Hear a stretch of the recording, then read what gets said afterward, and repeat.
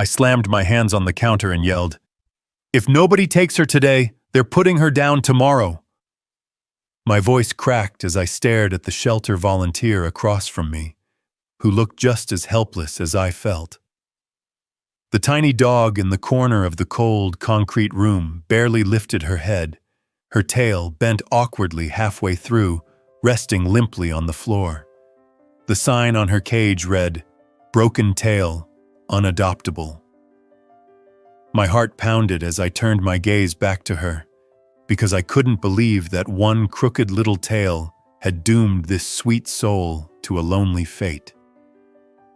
It all started that rainy Thursday morning when I drove to the local shelter just outside town. The place always smelled faintly of disinfectant and wet fur, a reminder that most of these animals had only known rough roads to get here. I'd been volunteering there for years, helping with feeding, cleaning, and occasionally walking the dogs that had been cooped up too long. But that day, when I walked past the line of cages, something stopped me cold. There she was, huddled in the far corner, her small body trembling under a ragged old blanket. One of the other volunteers, Marla, whispered, "That one? She's been here for weeks. Nobody wants her because of the tail." I crouched down, looking into those big brown eyes that seemed to hold all the sadness in the world. She didn't bark, didn't wag, just stared like she'd already accepted she wasn't wanted. My hand reached through the bars slowly, and though she flinched at first, after a long moment, she placed a tentative paw on my fingers. That single touch felt like a plea, quiet and desperate. My chest tightened. "Hey, sweetheart," I whispered. "You deserve better than this." Marla explained that the dog, who they called Millie, had been rescued from the side of the road after a car had hit her months ago.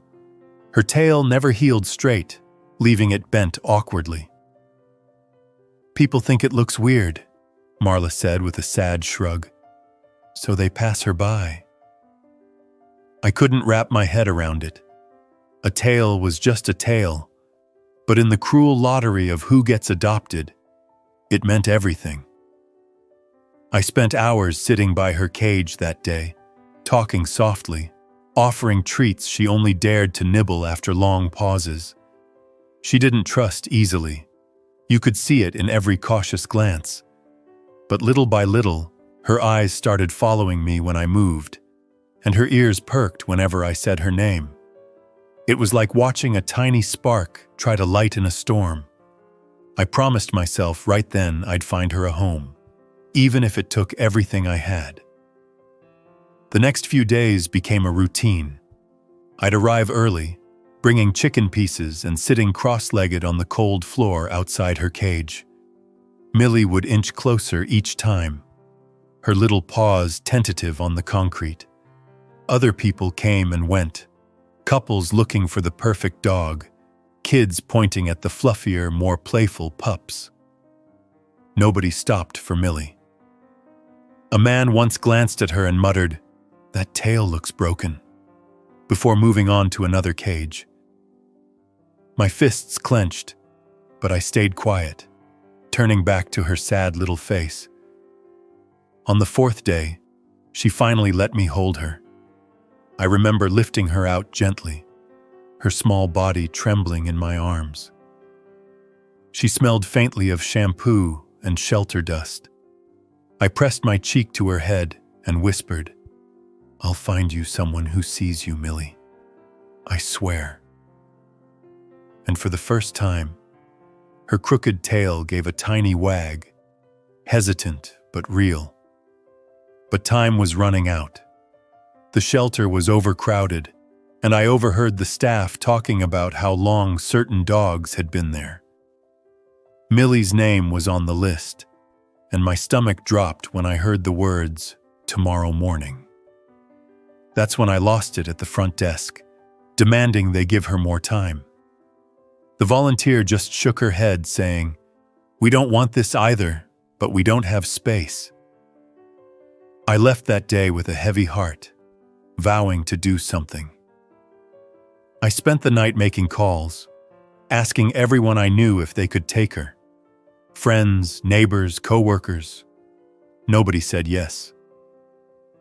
I already have 2 dogs. I can't handle medical issues. She's not cute enough? One person even said before awkwardly changing the subject. I stared at the ceiling that night, angry at the world for being so blind, for treating a crooked tail like a curse. The next morning, I drove to the shelter as the sun rose, praying for a miracle. My breath caught when I walked in and saw a man standing by Millie's cage. He wasn't like the others.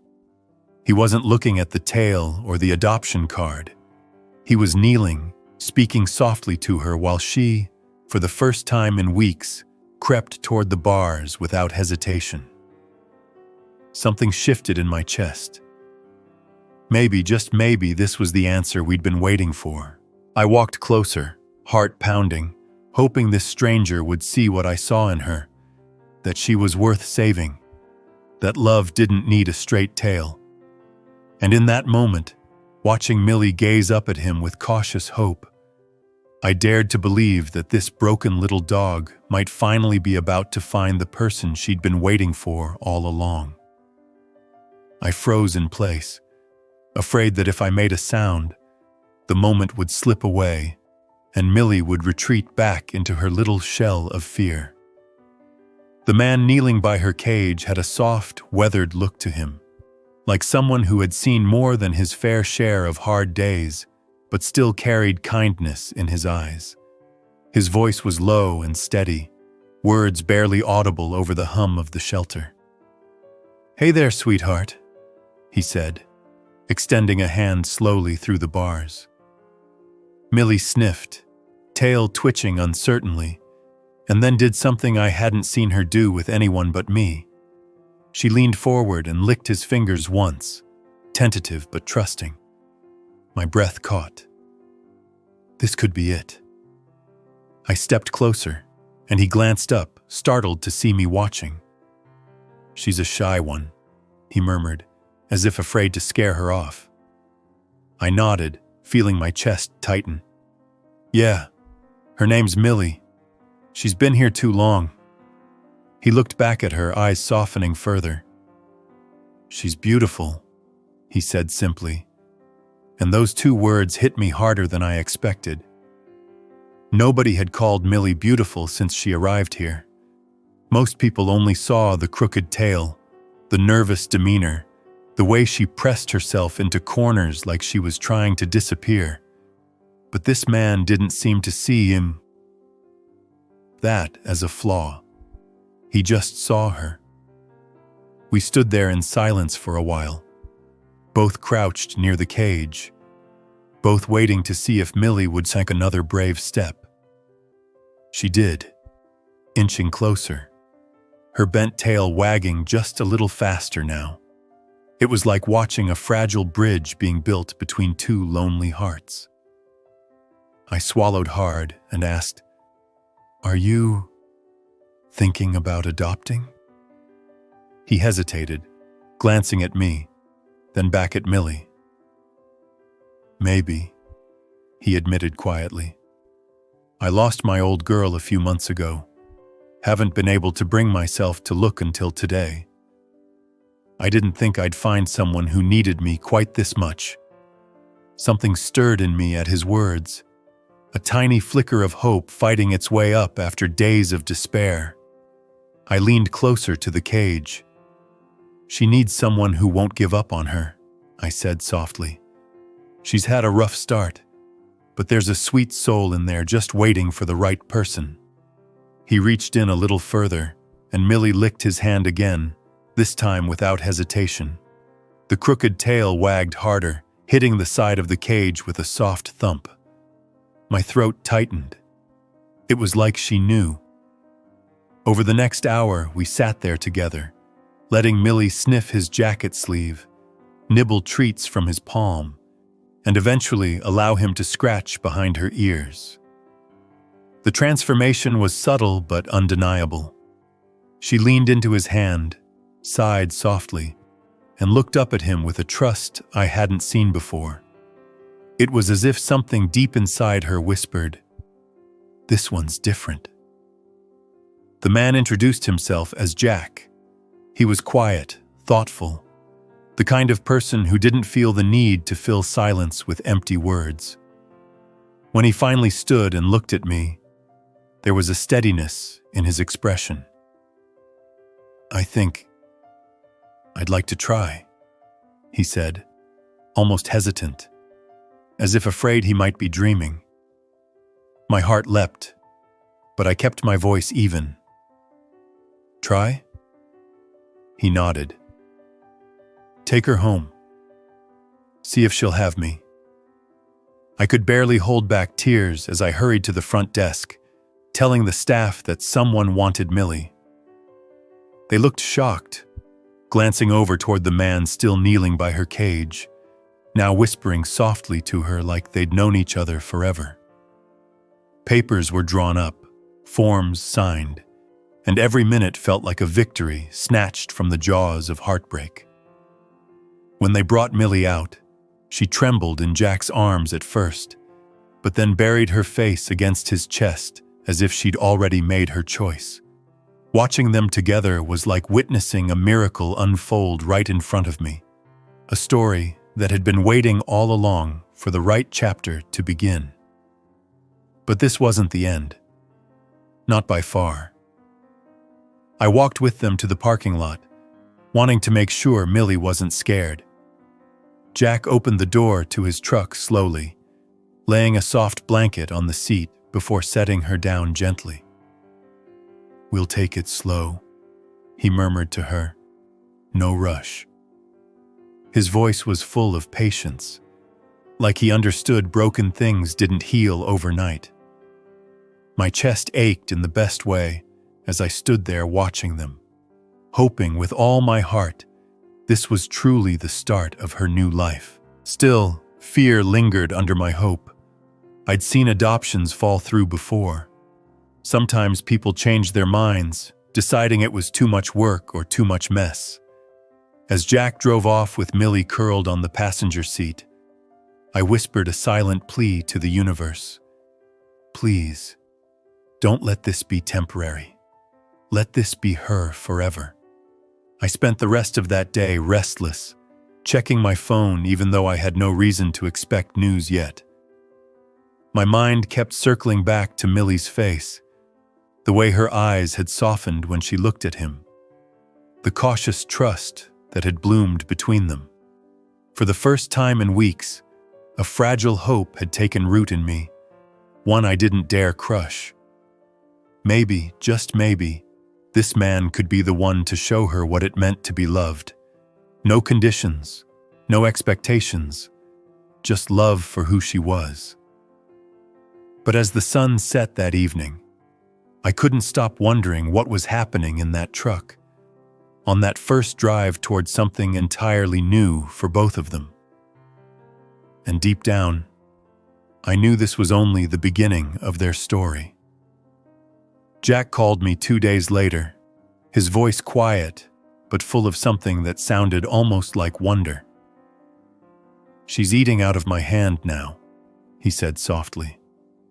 "And she slept by the bed last night." My heart swelled at the image. That little dog who had been too afraid to move now choosing closeness, warmth, safety. But I could hear the weight in his tone too. The cautious edge of someone still unsure if they're doing everything right. "She's had a lot of hard days," I told him gently. "It'll take time, but you're already giving her more than anyone else ever did." I couldn't stop thinking about them. That whole week, my shifts at the shelter felt lighter, knowing Millie wasn't lying alone in that cold cage anymore. But the worry never fully left. I'd seen dogs come back before, returned with labels like too timid, too much work, not what we expected. Millie had already been hurt enough. I couldn't bear to think of her hope being shattered again. So when Jack invited me to come visit that weekend, I didn't hesitate. His place was a modest house on the outskirts of town, with a wide porch and a yard lined with weathered wooden fencing. The moment I stepped out of my car, I heard it. The faint scratch of paws on the other side of the screen door, followed by a tentative bark. Jack opened the door slowly, and there she was. Millie stood a few steps behind him, her body low, tail bent and wagging nervously. Her eyes met mine, recognition flickering like a small flame. "Hey, sweet girl," I whispered, crouching down. It took her a few long moments, but then she padded toward me, sniffing my hands before pressing her little head against my palm. My chest tightened as I stroked her soft fur. "You remember me?" I murmured, glancing up at Jack, who was watching with quiet relief. Inside, the house smelled faintly of fresh coffee and cedar. Jack had set up a cozy corner with a soft bed and a basket of toys, but I noticed Millie stuck close to him, her eyes following his every move like she was afraid he might disappear. "She won't let me out of her sight," he admitted, scratching the back of his neck. "Even if I just go to the kitchen, she'll peek around the corner." I knelt beside Millie, letting her climb into my lap. "She's learning what safety feels like," I said softly. "Right now, you're her anchor. It'll take a while before she trusts that safety doesn't leave." We spent hours talking about her, how she'd flinch at sudden sounds, how she preferred the blanket from the shelter over the new bed, how she hadn't figured out yet that the backyard was hers to explore. I watched Jack as he listened to every word, nodding, patient, never frustrated. When Millie curled up beside him on the couch, resting her crooked tail against his leg, his hand hovered above her for a moment before stroking gently. The bond forming between them was something fragile and precious, like a tiny plant just pushing through soil for the first time. Later, as we sat on the porch, Millie at our feet, Jack spoke quietly, eyes on the horizon. "I don't know her story," he said, "but I know she's been through more than any dog should. I want to make sure she knows she's safe now." There was something in his voice that told me this wasn't just about Millie.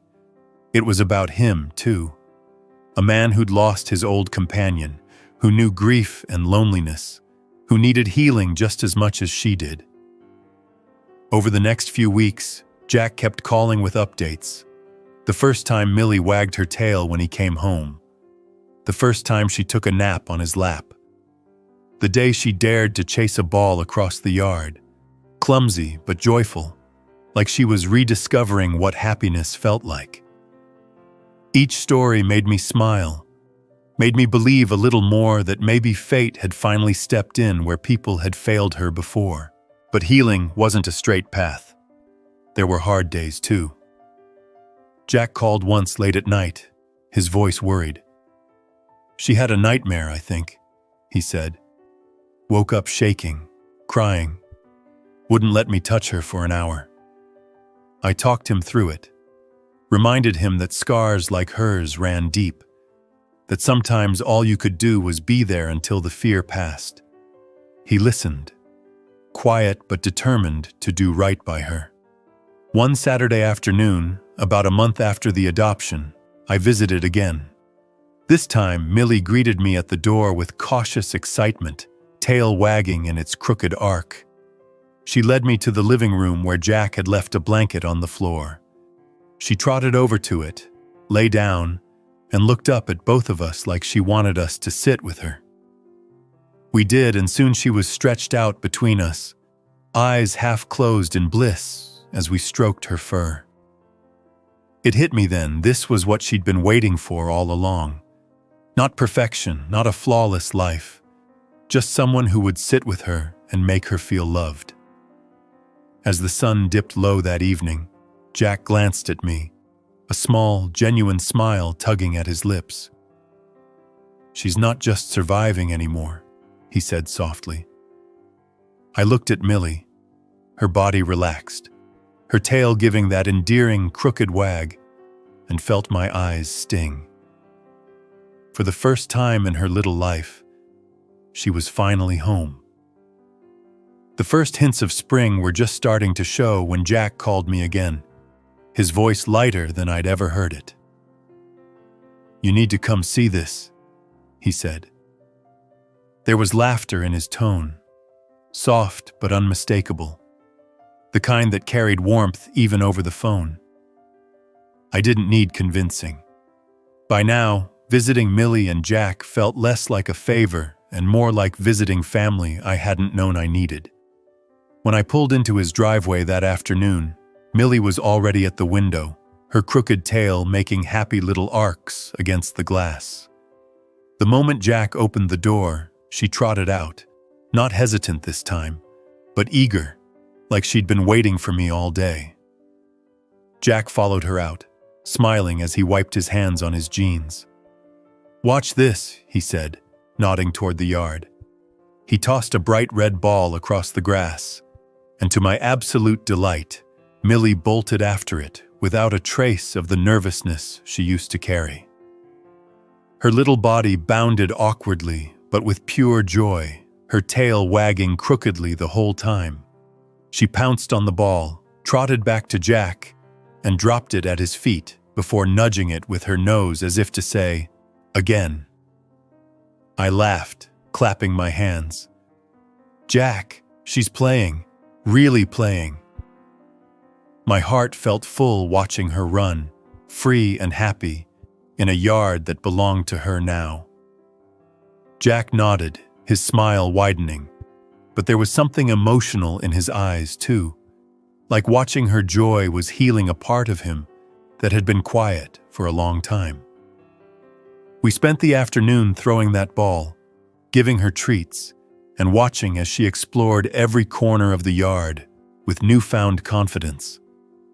Jack told me about the little victories they'd had recently, how she'd stopped flinching when he reached for her leash, how she'd started wagging her tail at the sound of his truck pulling into the driveway after work, how she'd climbed onto the couch uninvited one night and slept curled against him until morning, like she'd finally decided she belonged there.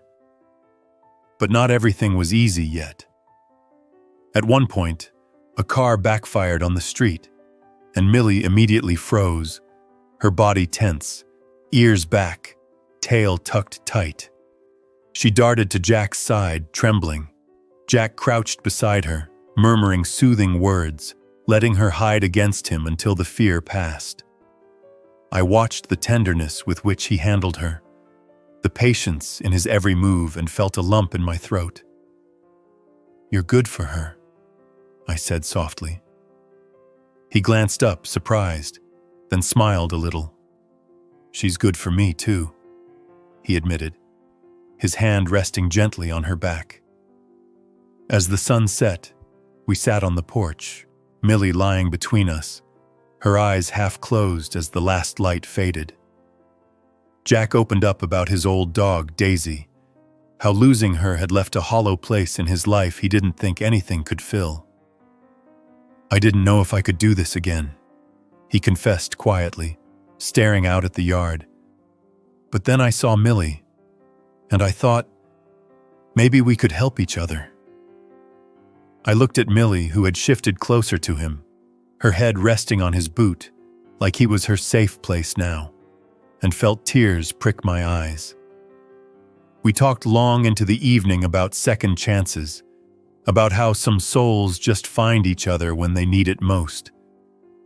Millie would glance between us every so often, tail giving that crooked little wag, as if she understood she wasn't just a rescued dog anymore. She was part of something bigger now, a family slowly stitching itself together. When I finally drove home, the image stayed with me. Jack on the porch, Millie leaning against his leg, both of them quietly whole in each other's company. And deep in my heart, I knew their journey was just beginning, with so many more moments of healing, love, and trust waiting just around the corner. The warmth of spring settled in fully, and every time I visited Jack and Millie, the air felt lighter somehow, as if the little dog had managed to sweep away the heaviness that once clung to their home. Jack greeted me with a grin the moment I pulled into his driveway one Saturday, but this time Millie wasn't just waiting by the window. She came bounding out of the house, ears flopping, tail wagging its crooked wag with full enthusiasm. It wasn't just cautious happiness anymore. It was pure excitement, the kind that only comes from trust that's been earned and love that feels safe.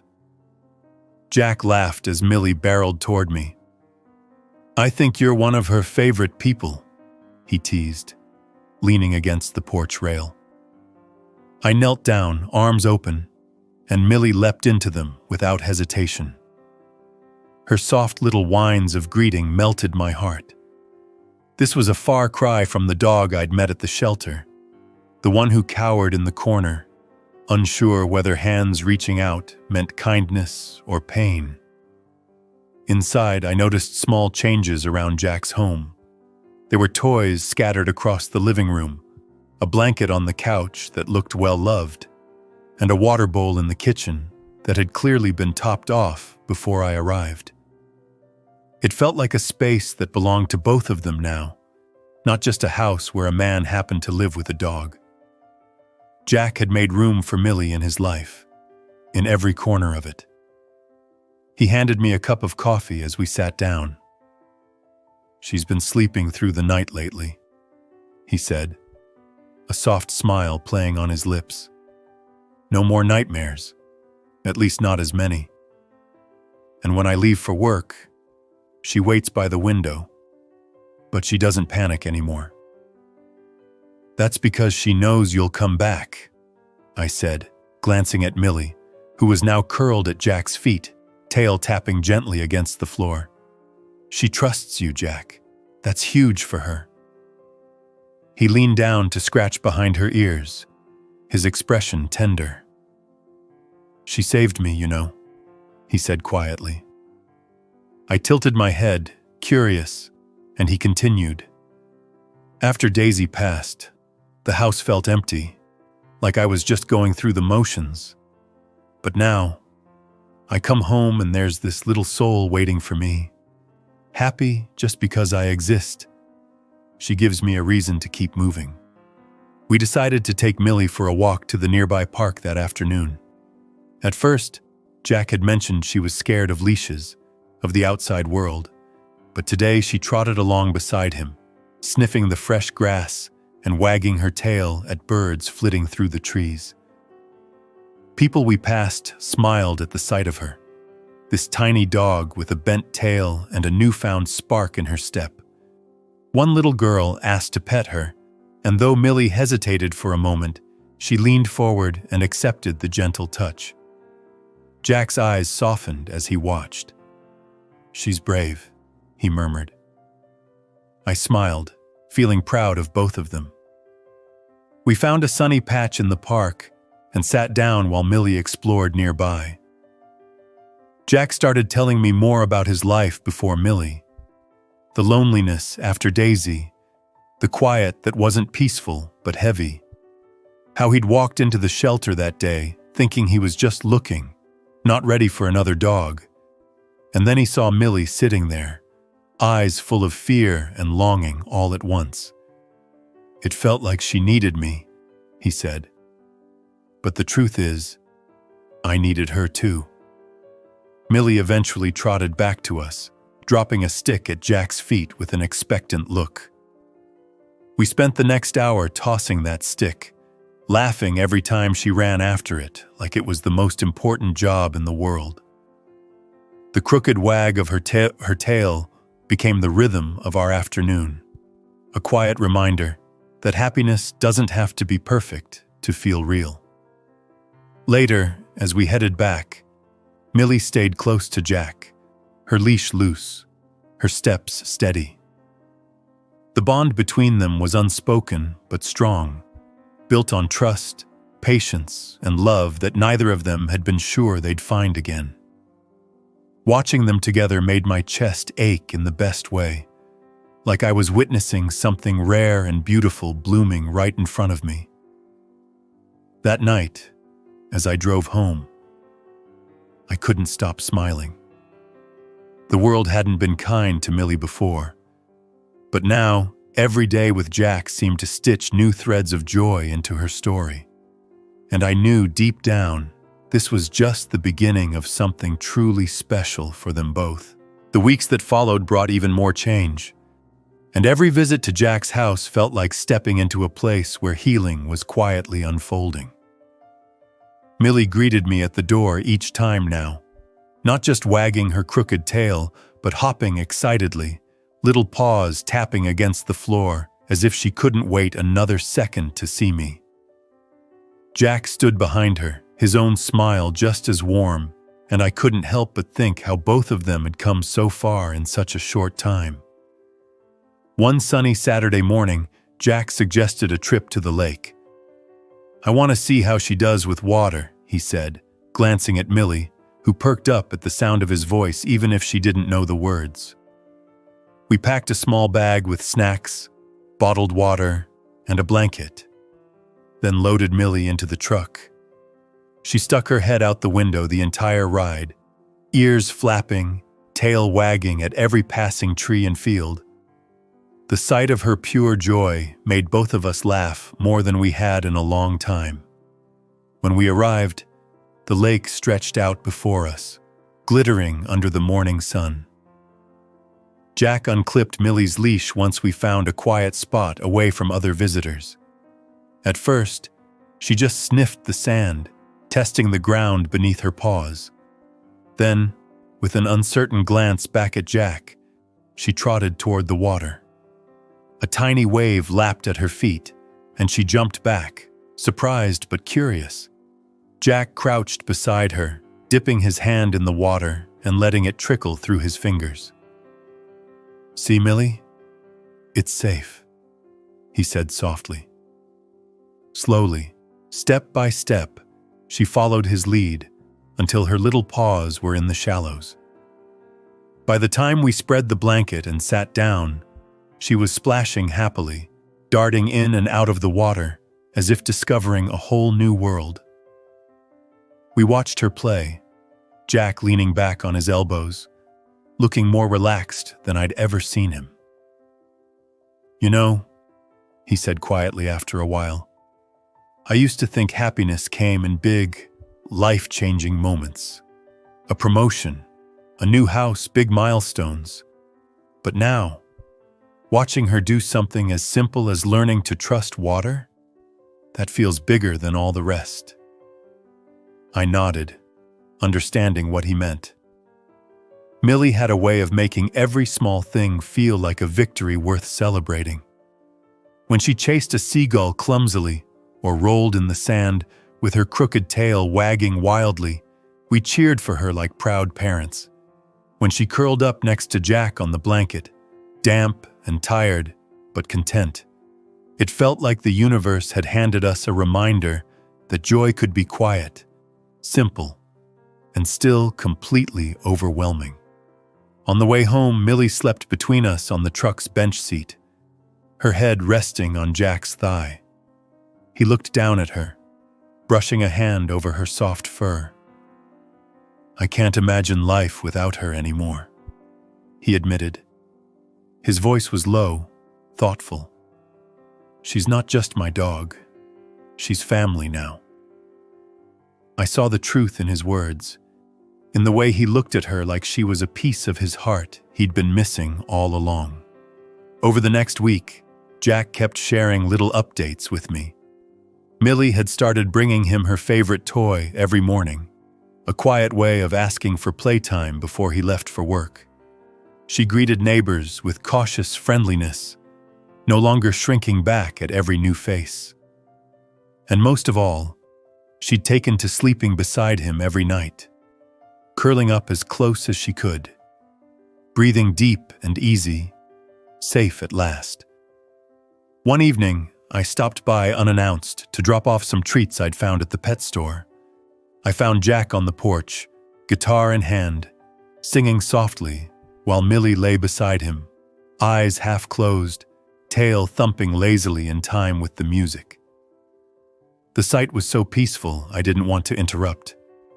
It was a picture of love built slowly, patiently, and with more tenderness than words could capture. When Jack finally noticed me, he just grinned, waving me over. "She likes music," he said, as if that explained everything. And maybe it did. Because in that moment, watching them together under the fading light, it felt like the three of us were part of something that was only growing stronger, day by day, moment by moment. A story that was far from over. The start of summer brought a new kind of warmth to Jack's home, one that wasn't just from the sun beating down on long afternoons, but from the comfort that had settled in between him and Millie. Each time I came by, it felt less like I was visiting a man and his rescue dog, and more like stepping into the life of a family that had always meant to find one another. Millie's confidence had grown so much that now, instead of waiting at the door, she would bolt down the front path to greet me before I even got out of the car. Her crooked tail wagged so hard it seemed like it might lift her off the ground. Jack was on the porch, sipping his coffee, watching her with that soft look he reserved only for her. "I swear, she knows your car now," he called, smiling. I laughed, crouching to scoop Millie up as she covered my chin with happy licks. The dog, who once hid from everyone, now showered the people she trusted with affection, as if making up for lost time. That day, Jack wanted to take Millie on a small adventure, a trail through the woods not far from town. "She's been curious about the deer when we drive by," he said, grabbing her leash. "I thought she might like seeing where they live." Millie wagged as though she understood every word. We packed water, a few sandwiches, and some treats for her before setting out. The woods were alive with the sounds of birdsong and rustling leaves. Millie trotted ahead on the path, nose to the ground, tail wagging every few steps, as if each new scent was the most exciting discovery she'd ever made.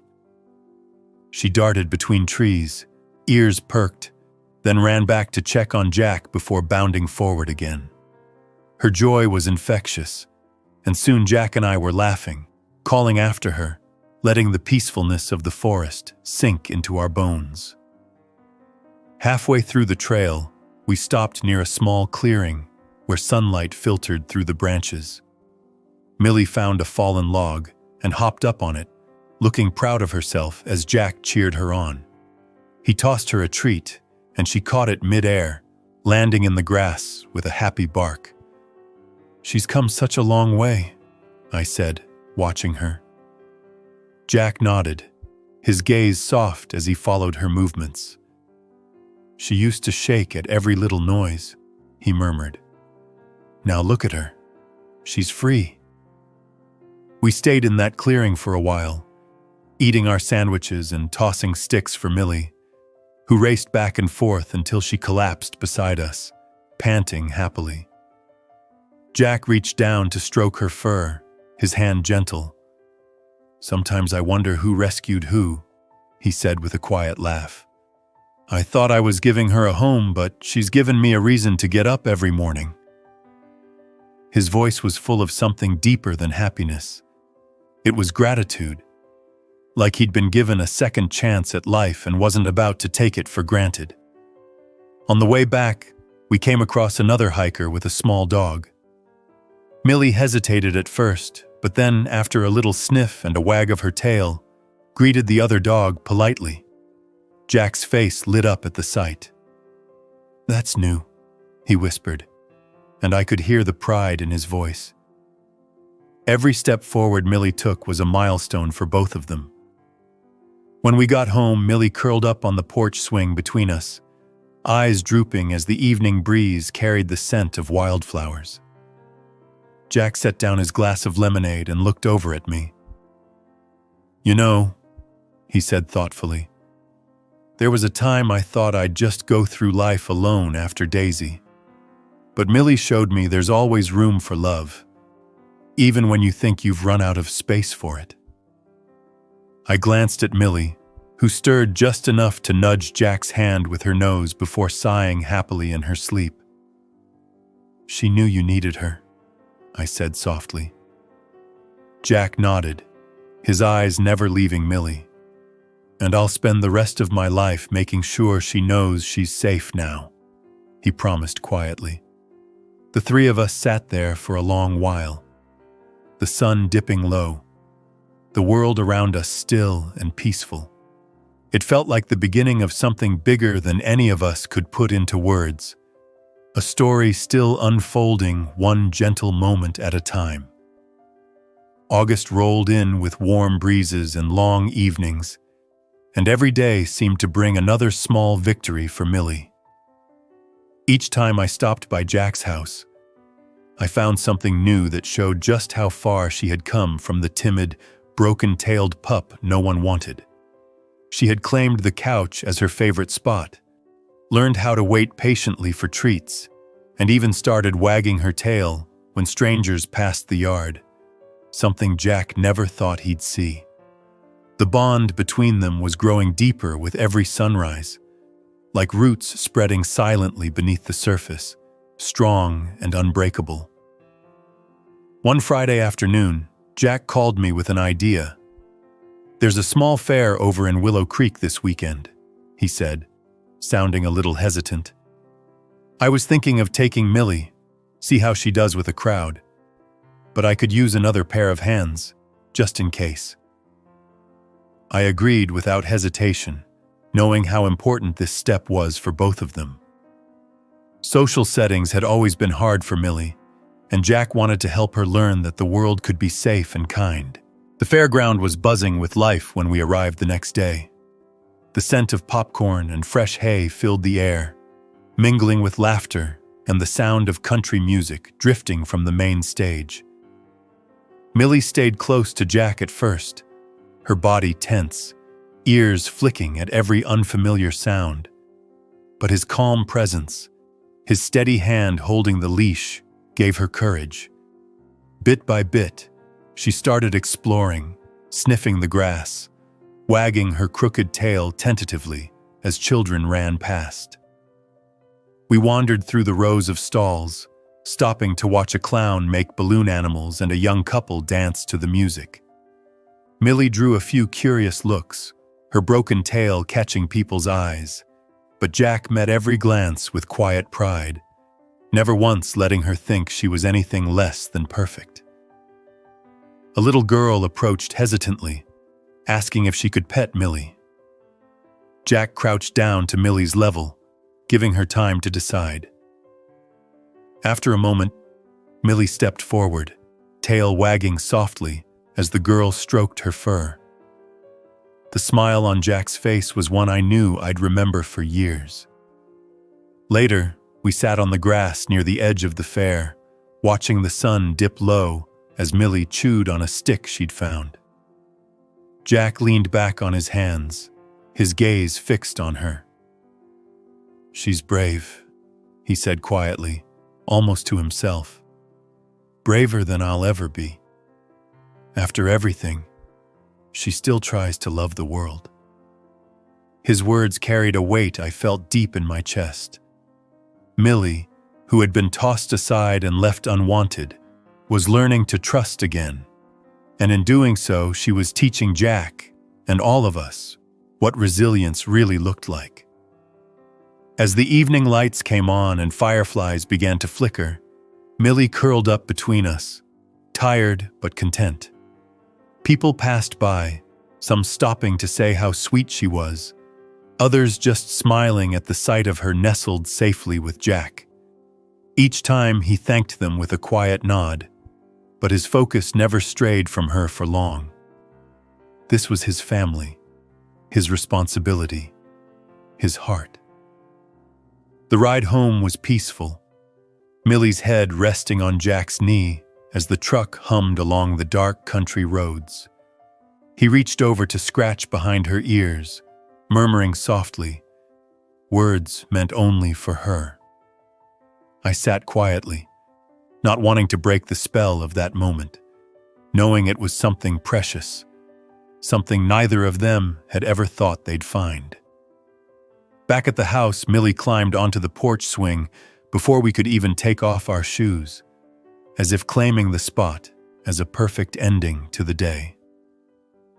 Jack sat beside her, pulling her close, his hand resting over her heart. "She's not just surviving anymore," he said, with a soft smile. "She's living." We stayed there long after the stars came out. The three of us under the night sky, knowing without saying a word that this wasn't the finish line. It was just another step in a journey that kept unfolding, carrying them both toward a future brighter than either had ever dared imagine. September rolled in with cooler breezes and golden leaves, painting the small town in warm colors. Jack had settled into a rhythm with Millie that looked effortless from the outside, but it had been built on patience, kindness, and countless small acts of love. Every time I came by, I saw another sign of how much she trusted him now. The way she followed him without hesitation. The way she curled against him on the couch, as though his arms were the safest place in the world. Jack's house, once quiet and still, now felt alive with the soft patting of Millie's paws and the sound of her happy sighs when she finally drifted to sleep at night. One Saturday morning, Jack called to ask if I'd join them on a trip out to Lake Haven, a wide stretch of water surrounded by pine trees where locals went to fish or just breathe in the open air.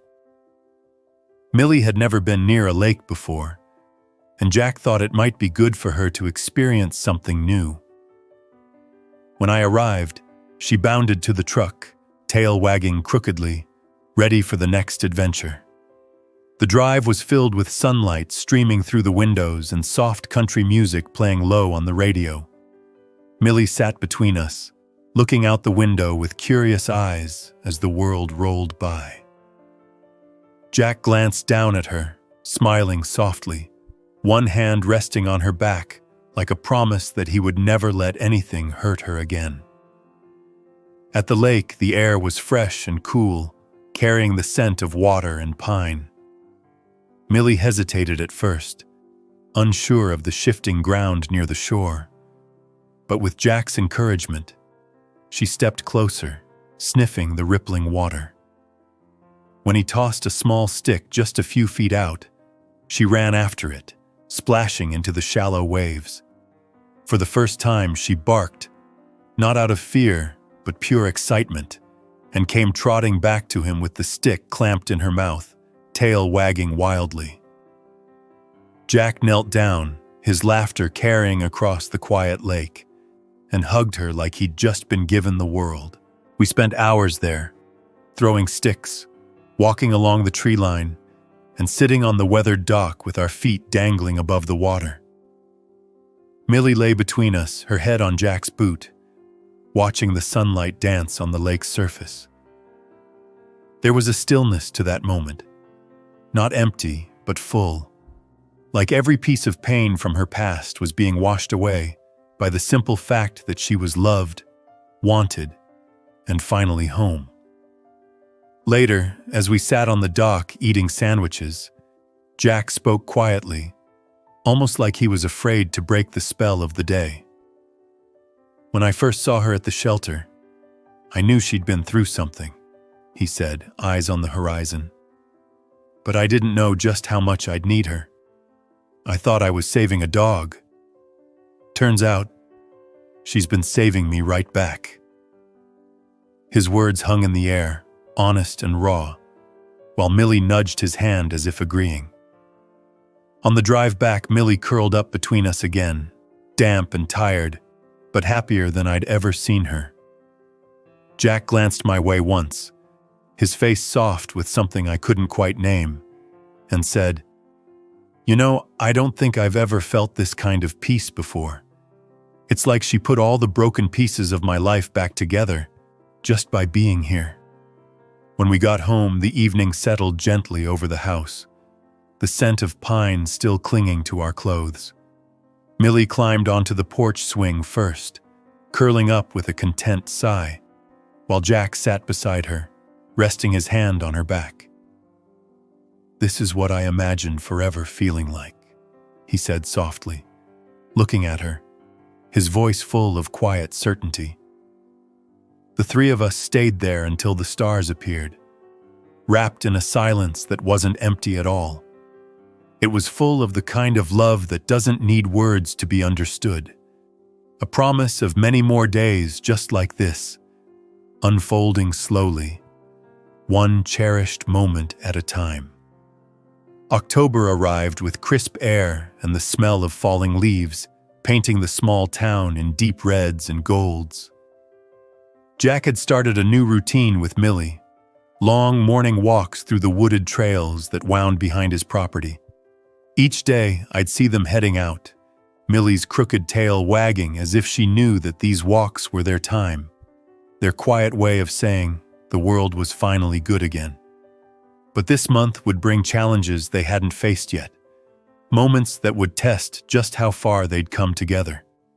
One Saturday, Jack called me early. "Millie's getting better at meeting people," he said, his voice a mix of hope and uncertainty. "I thought maybe we'd try the park downtown today, see how she does with a crowd." I could tell this mattered to him. It wasn't just about socializing Millie. It was about showing her that there were more good people out there than Bap, that her past didn't define her future. I agreed to come along. The park was busy, filled with families, joggers, and kids playing fetch with their own dogs. Millie stayed close to Jack at first, her head low, her eyes scanning every movement around her. But he walked slowly, never pulling on her leash, his voice calm and steady, letting her set the pace.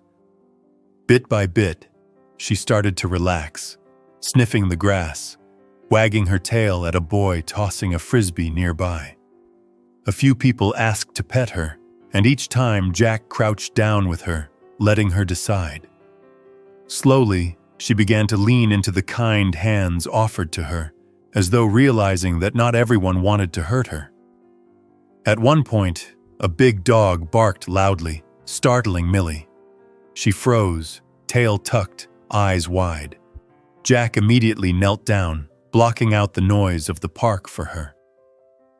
"It's okay, girl," he whispered, rubbing her ears gently. "I've got you. You're safe." It took a minute, but she lifted her head again, trusting him completely. That moment said more about their bond than words ever could. It was a promise. Whatever scared her, whatever shadows still lingered from her past, she'd never face them alone again.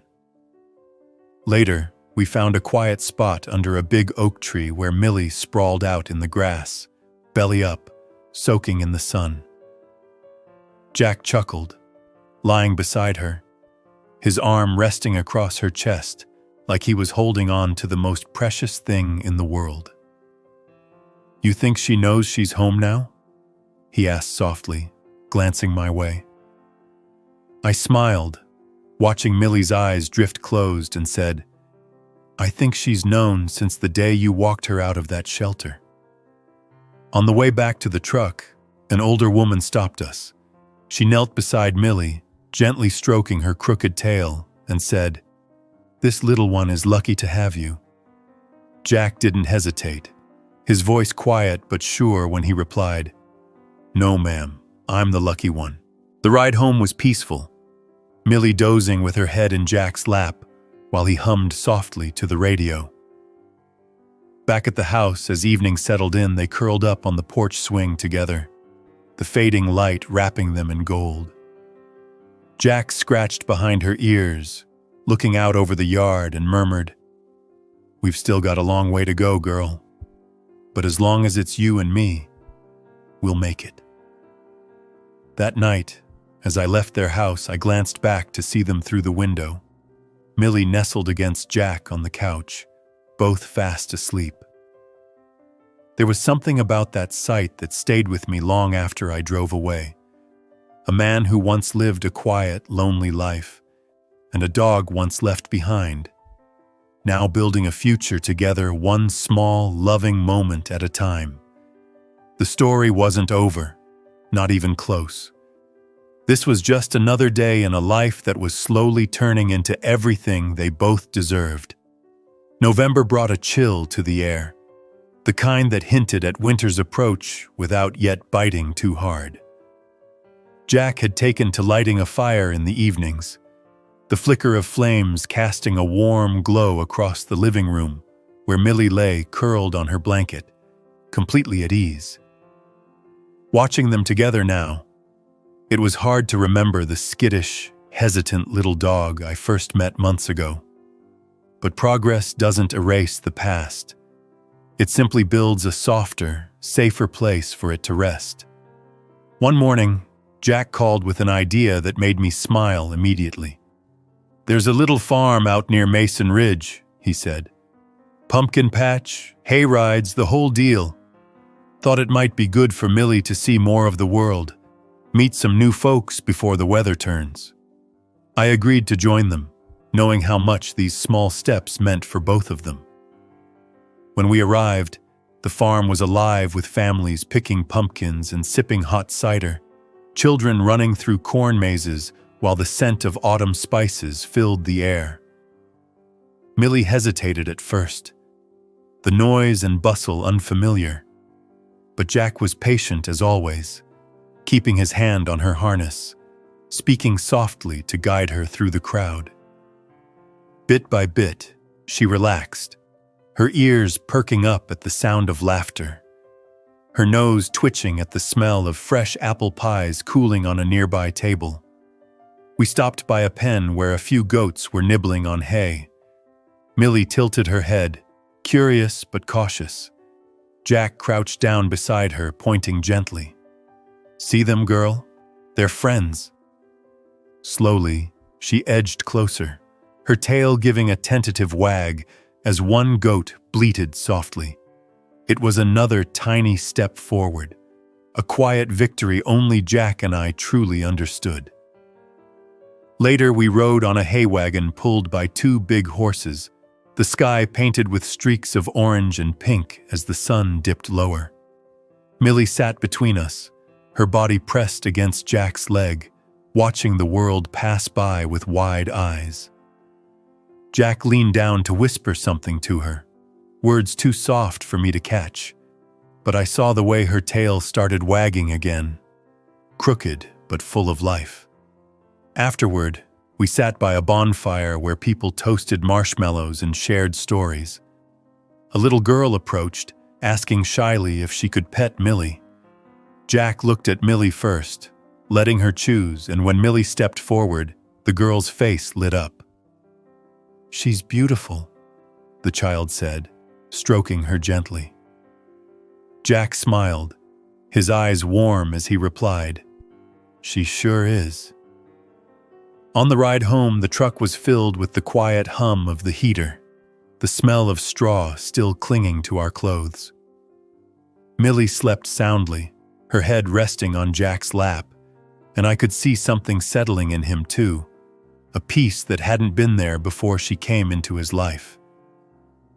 "You know," he said softly, watching the dark road ahead, "I used to think I had everything I needed, but this little one, she's taught me what it feels like to really live again." When we got back to his house, the night was cool and still, stars glittering above us. Jack carried Millie inside like she was the most precious thing in the world, tucking her into her blanket by the fire before sitting beside her, his hand resting lightly on her side. I left quietly a little while later, glancing back through the window to see them both bathed in the golden glow of the flames, two souls finding home in each other, step by gentle step, with so much more of their story still waiting to unfold. December came softly that year, blanketing the town in snow that sparkled under streetlights like tiny diamonds. Jack had decorated his porch with a string of warm white lights, nothing too fancy, but enough to make his little house glow against the winter night. Inside, the fire burned bright, and Millie had found her favorite spot curled up right in front of it, her crooked tail twitching in her sleep, as though chasing dreams of open fields and warm sunshine. One afternoon, Jack invited me along to a holiday market downtown. "I think Millie's ready," he said with a hopeful grin. "Crowds, music, all of it. I just want her to see how good life can be." We bundled up and headed out, Millie trotting beside Jack in her little red sweater that matched his scarf. The market was bustling, filled with the smell of roasted chestnuts and cinnamon, the air alive with laughter and the distant sound of carolers singing. At first, Millie stayed close to Jack, her eyes wide at the swirl of activity around her. But as always, he gave her time. When a kind-faced vendor knelt down to offer her a treat, Jack waited for her to choose, smiling as she stepped forward to accept it, tail wagging. It was a simple moment, but seeing her trust a stranger made my heart swell.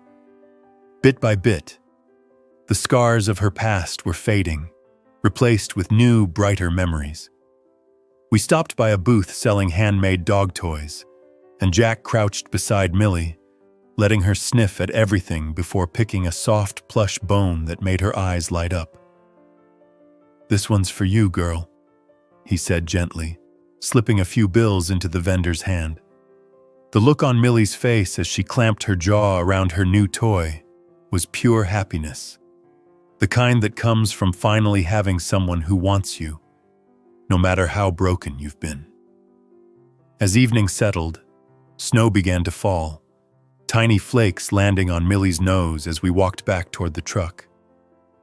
Jack laughed softly, brushing them away. "First snow for you, huh?" he said, his voice warm and full of something deeper than just affection. It was love, quiet and steady, the kind that builds a forever home one small moment at a time. Later that night, back at Jack's house, we sat by the fire sipping hot cocoa while Millie played on the rug, tossing her new toy into the air and pouncing on it with a joy that filled the room. Jack watched her for a long time, his eyes soft, before saying quietly, "You know, there was a time I didn't think I had anything left to give, and then she came along, and it's like my heart finally woke up again." As the snow fell heavier outside, Millie finally tired herself out and climbed into Jack's lap, curling up with a contented sigh. He wrapped an arm around her, resting his chin gently on her head. "No more lonely Christmases for either of us," he murmured, his words almost a promise whispered to the night.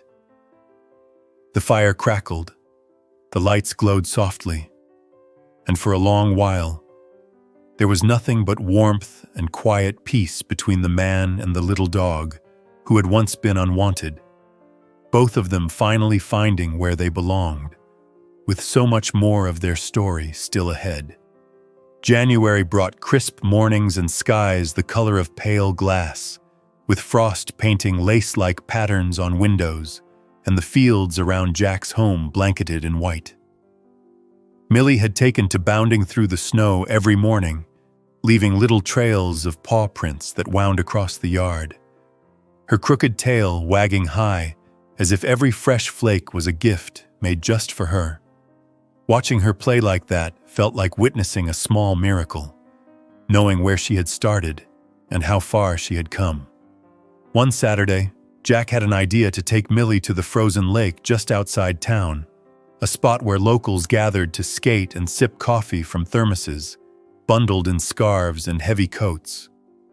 He loaded her into the truck, her favorite blanket tucked beside her, and we drove out as the sun cast a soft golden glow over the snow-covered world. The lake sparkled like glass, dotted with families gliding across its surface, their laughter ringing in the cold air. Millie stepped carefully at first, unsure of the icy edges near the shore, her paws slipping slightly on the packed snow. Jack crouched beside her, holding the leash loose but ready, murmuring gentle words to keep her calm. When a little boy skated by and waved, Millie's tail twitched in curiosity, and soon she was sniffing at the boy's mittened hand, her body relaxing bit by bit. Jack's smile was quiet but full of pride, a reflection of how much patience and love he had poured into helping her trust the world again. After a while, we settled on a bench near a small fire pit, sipping hot chocolate while Millie nestled against Jack's boots. A couple walked by with their own dog, a shaggy golden retriever who wagged enthusiastically at Millie. At first, she tucked herself closer to Jack, but his calm presence gave her courage, and soon the two dogs were sniffing each other, tails wagging as though they'd been friends forever.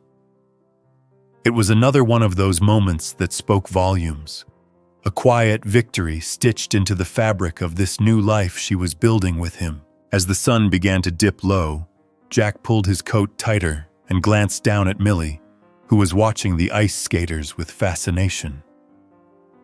"She's teaching me just as much as I'm teaching her," he said softly, his breath visible in the cold.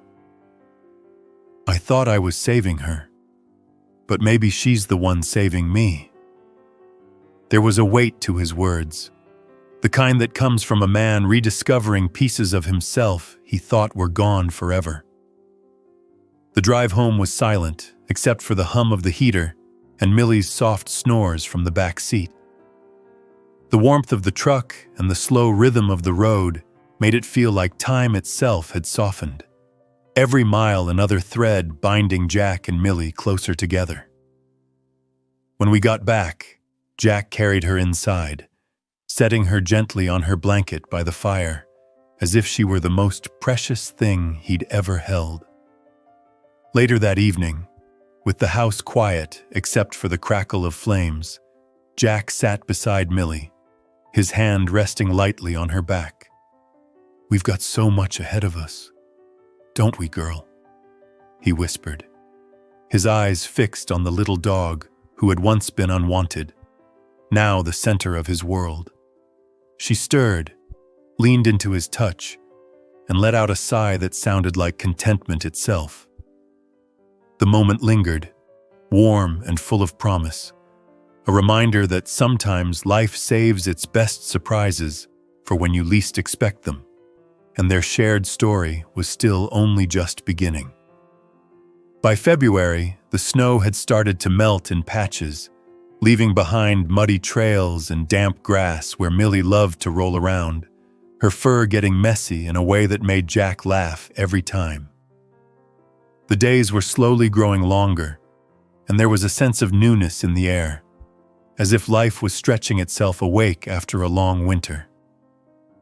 Millie's crooked tail wagged with every step she took, no longer timid or hesitant, but full of joy, as if she finally understood she belonged to someone who would never leave her behind again.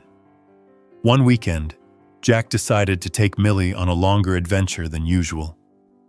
"We're heading to the cabin," he told me that morning, his voice carrying a spark of excitement. "She deserves a real trip, away from everything, just me and her in the woods." We packed up the truck with blankets, food, and a couple of new toys Jack had bought just for Millie.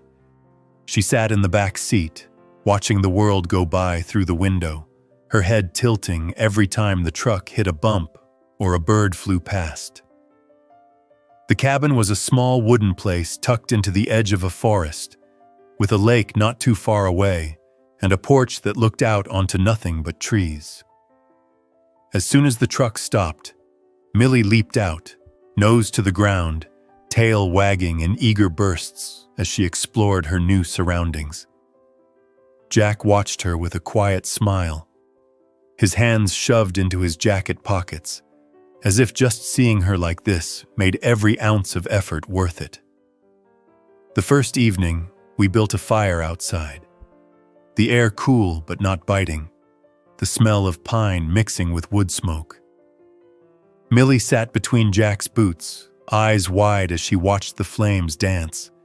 He roasted hot dogs on a stick, slipping little pieces to her now and then, laughing softly every time she looked up at him, like he'd just given her the best gift in the world. There was a stillness in those woods, broken only by the crackle of fire and the occasional hoot of an owl, a peacefulness that seemed to wrap around all three of us like a warm blanket. The next morning, we followed a trail down to the lake, Millie darting ahead and then circling back to make sure Jack was still behind her. The water was still partly frozen, but the edges shimmered under the sun, and ducks paddled in the open spots. Jack crouched down by the shore, letting Millie sniff and explore, his voice soft as he talked to her about everything and nothing, like they'd been friends forever. She seemed to listen, tilting her head, her crooked tail wagging every time his voice hit that tender note that only comes from love. Later, we sat on the porch as the sun dipped low, painting the sky with streaks of pink and gold. Millie curled up on Jack's lap, exhausted from a day of running, her little body warm against his chest. He looked out at the trees and said quietly, almost to himself, "I used to think my life was just about getting by, day after day. Then she showed up, and now every day feels like it matters." He pressed a kiss to the top of her head, his eyes soft, full of a promise he didn't even have to say out loud. That night, Millie slept in the bed between us, snoring softly, her paws twitching in dreams that seemed far happier than the ones she used to have.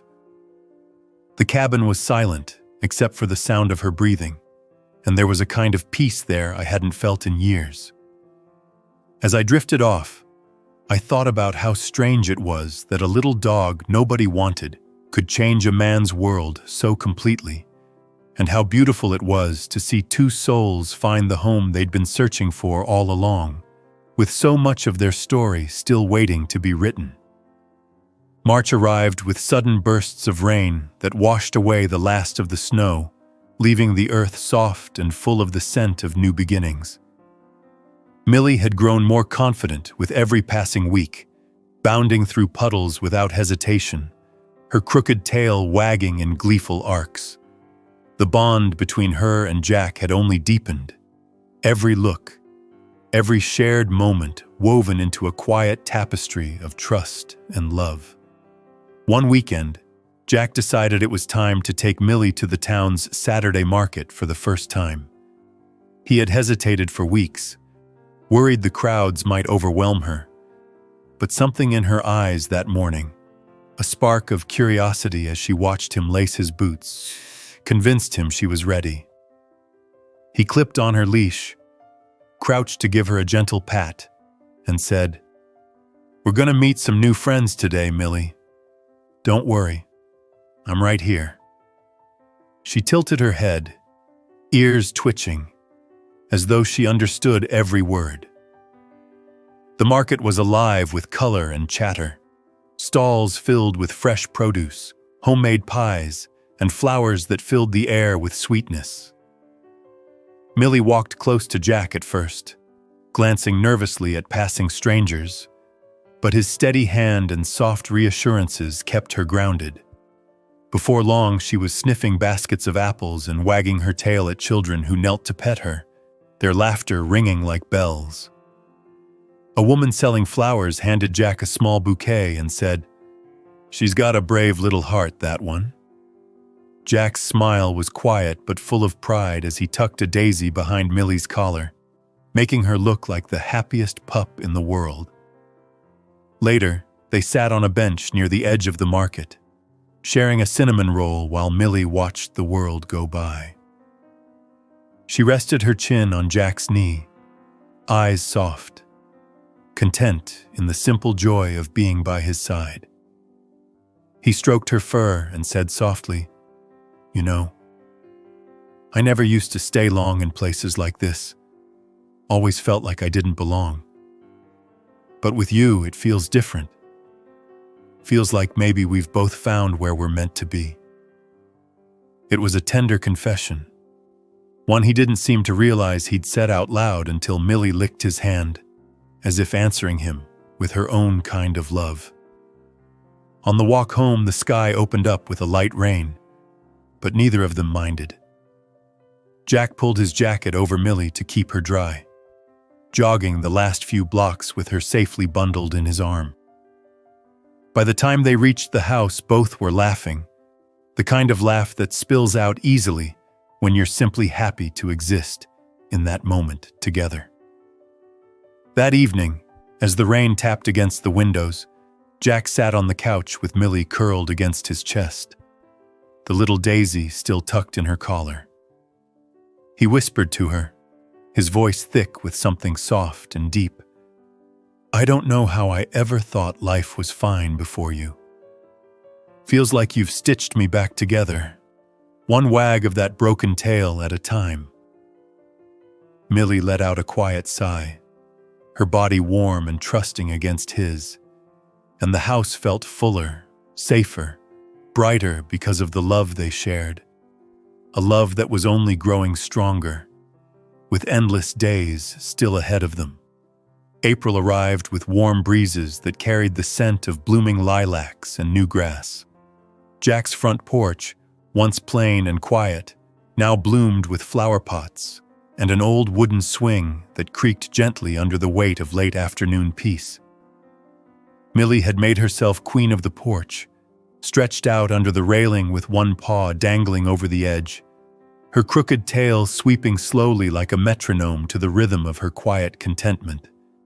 Her fur was shinier now, her eyes brighter.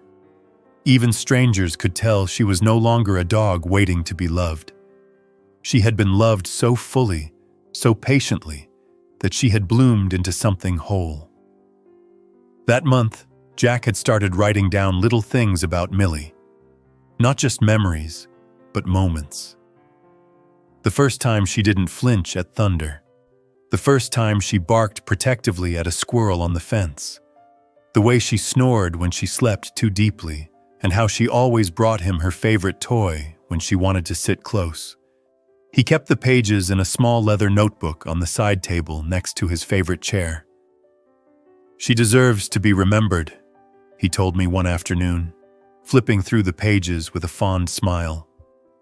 "Every good thing she's given me deserves a place to stay." Millie had become a fixture in the community too. People knew her at the market, waved when Jack walked her into town. Kids asked to pet her. Older folks smiled at her crooked tail and said, "She's got personality."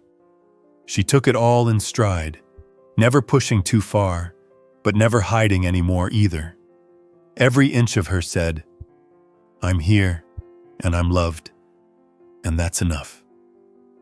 One crisp morning, Jack sat on the porch swing while Millie lay at his feet. He looked out over the field beyond the yard, where the last traces of frost were melting from the grass. "You ever think about how some of the best things in life come from the hardest starts?" he asked, not really expecting an answer. I look at her and I remember all those quiet nights after Daisy, when it felt like life had already passed me by. I never thought I'd feel this way again. But she changed everything.